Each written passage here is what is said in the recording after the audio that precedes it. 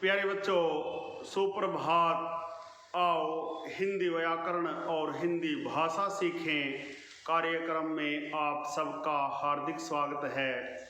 प्यारे बच्चों, आज हम NCERT द्वारा कक्षा 7वीं के पाठ्यक्रम में शामिल बाल महाभारत कथा नामक पाठ्य पुस्तक के भीम नामक पाठ का सार तथा इसके अभ्यास के प्रश्न उत्तर सीखने का प्रयास करेंगे। प्यारे बच्चों, आइए सबसे पहले भीम नामक पाठ का सार अथवा सारांश जानते हैं। प्यारे बच्चों, पांचों पांडव तथा धृतराष्ट्र के 100 पुत्र कौरव साथ हस्तिनापुर में रहने लगे।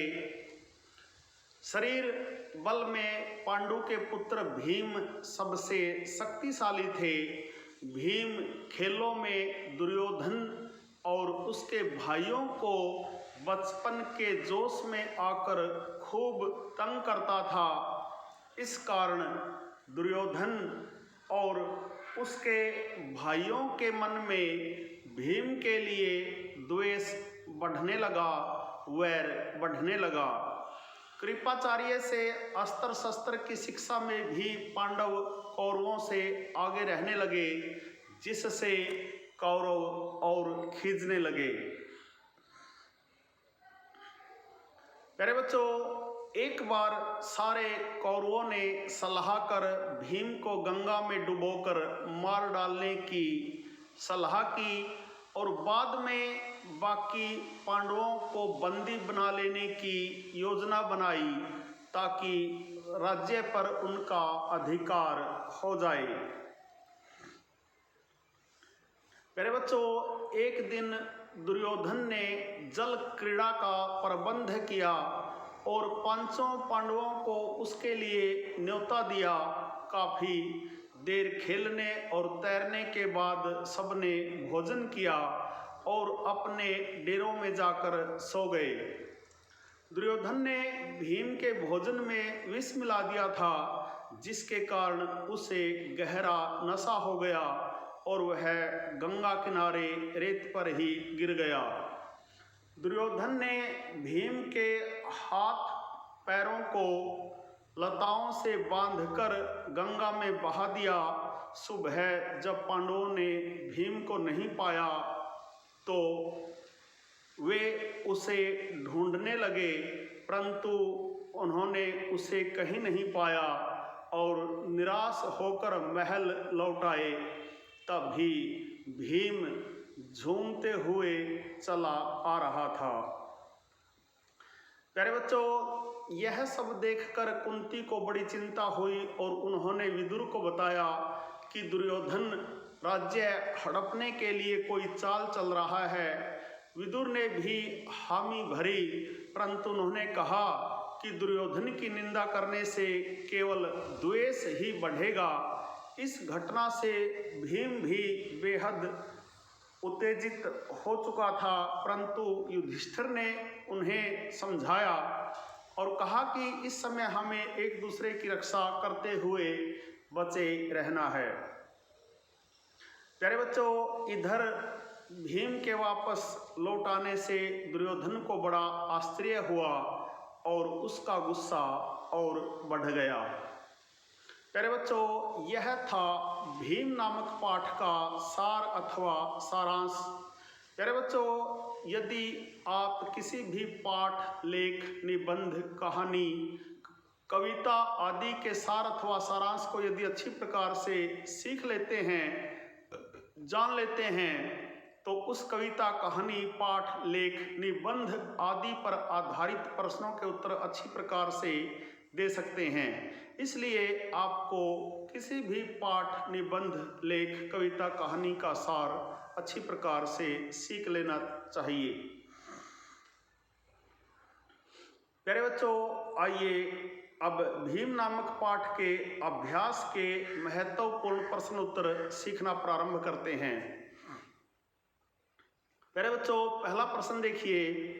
धृतराष्ट्र के कितने पुत्र थे, वे क्या कहलाते थे? धृतराष्ट्र के 100 पुत्र थे, वे कौरव कहलाते थे। प्रश्न नंबर 2 देखिए, शरीर बल में सबसे बढ़कर कौन था?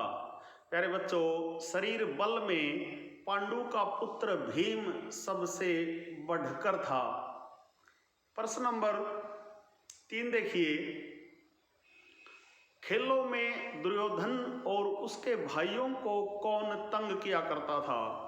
प्यारे बच्चों, खेलों में दुर्योधन और उसके भाइयों को भीम तंग किया करता था। प्रश्न नंबर 4, भीम दुर्योधन और उसके भाइयों को क्यों तंग किया करता था?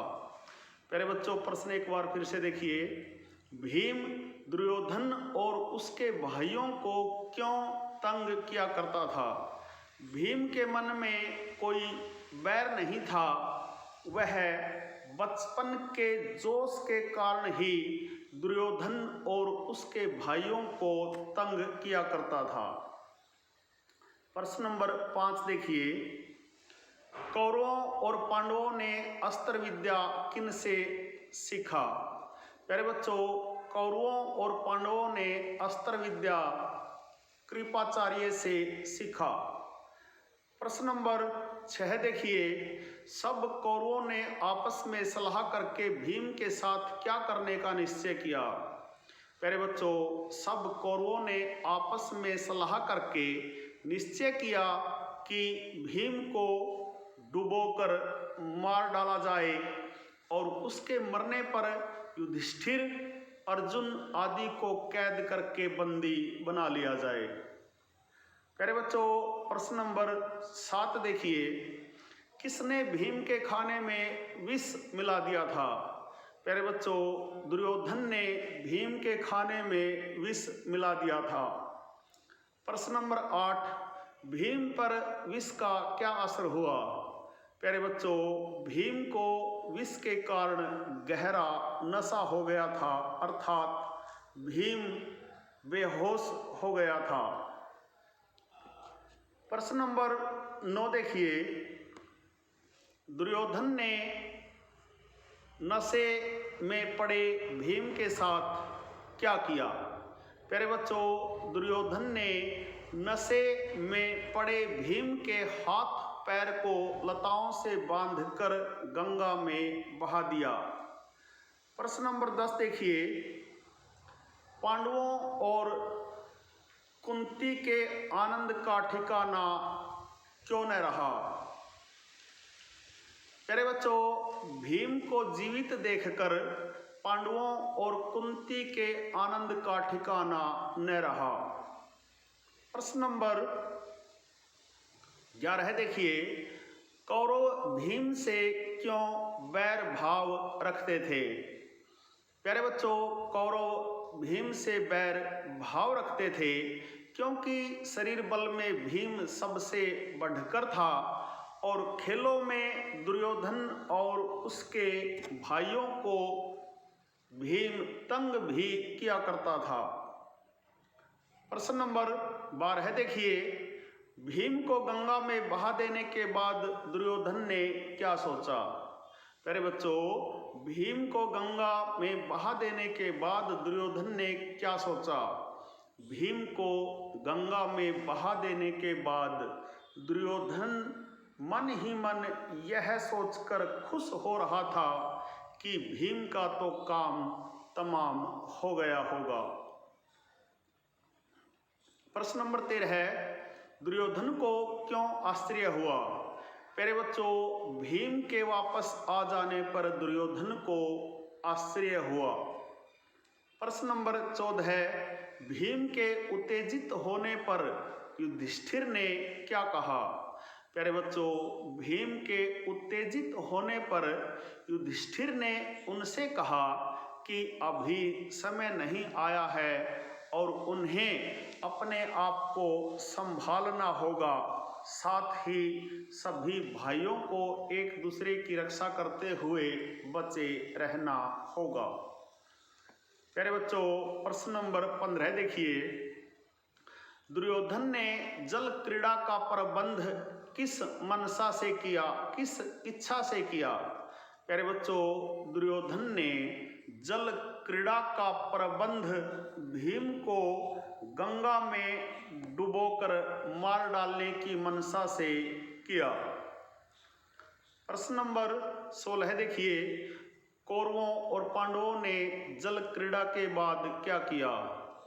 प्यारे बच्चों, बड़ी देर तक खेलने और तैरने के बाद सबने भोजन किया और अपने अपने डेरों में जाकर सो गए। प्रश्न नंबर 17 देखिए, कुंती ने विदुर से कौन सी चिंता जाहिर की। मेरे बच्चों, ये लिखने में गलत हो गया है, इस जाहिर को जाहिर पढ़ें। कुंती ने विदुर से कौन सी चिंता जाहिर की, कौन सी चिंता प्रकट की। मेरे बच्चों, कुंती ने विदुर से कहा कि दुष्ट दुर्योधन जरूर कोई न कोई चाल चल रहा है, राज के लोभ में वह भीम को मार डालना चाहता है। प्रश्न नंबर 18 देखिए, किसने किससे कहा। पहला वाक्य, दुष्ट दुर्योधन जरूर कोई न कोई चाल चल रहा है। प्यारे बच्चों, ये वाक्य कुंती ने विदुर से कहा। दूसरा वाक्य, तुम्हारा कहना सही है, परंतु कुशल इसी में है कि इस बात को अपने तक ही रखो। ये वाक्य विदुर ने कुंती से कहा। तीसरा वाक्य, भाई भीम अभी समय नहीं आया है, तुम्हें अपने आप को संभालना होगा। प्यारे बच्चों, ये वाक्य युधिष्ठिर ने भीम से कहा। प्यारे बच्चों, यह थे भीम नामक पाठ के अभ्यास के महत्वपूर्ण प्रश्न उत्तर। आशा है आपको अच्छी प्रकार से समझ में आए होंगे। प्यारे बच्चों, भीम नामक पाठ का सार और इसके अभ्यास के प्रश्न उत्तरों पर आधारित आज का यह वीडियो यदि आपको पसंद आया हो, समझ आया हो, तो इस वीडियो को लाइक, कमेंट और ज़्यादा से ज़्यादा शेयर जरूर करें।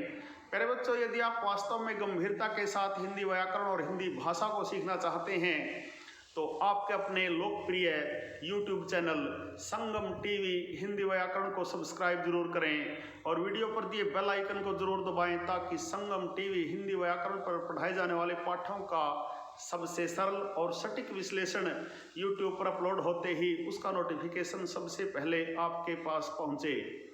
प्यारे बच्चों, खुश रहें, मस्त रहें, योगा करें, स्वस्थ रहें, आपका दिन मंगलमय हो।